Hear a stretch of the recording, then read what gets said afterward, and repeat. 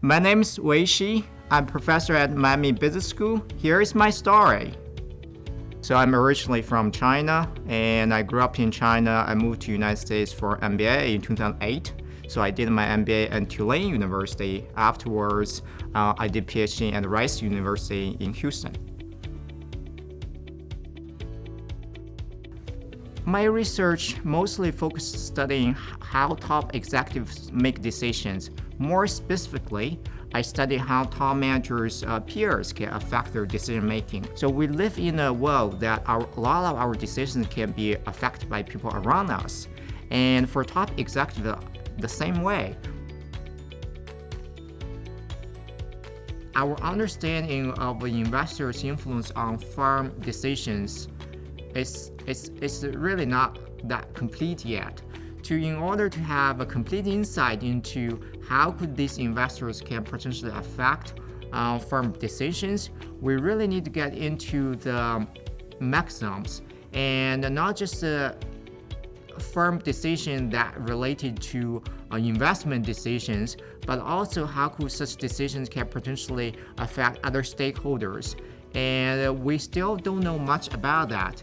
And in the short term, yes, investors can potentially affect firm decisions and can improve firm financial performance. But sometimes such pressure from these investors can lead managers make decisions that short-term oriented or decisions that can hurt other stakeholders.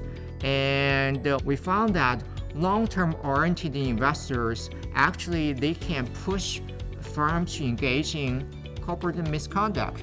Well, if we think about long-term investors, right, and they should care about firms' long-term prosperity. They should, some extent, to prevent managers from engaging misconduct. But at the same time, because some investors they're long-term oriented, they have the incentives to closely monitor managers, right? If you're a short-term investor, you don't have the incentive. You just buy the company stock, trade the company in and out. You don't have the incentive to go after the manager, make sure they're doing the right thing, or prevent the manager from doing the wrong thing. But long-term investors, they do have the motivation, incentive to do so. They closely monitor managers.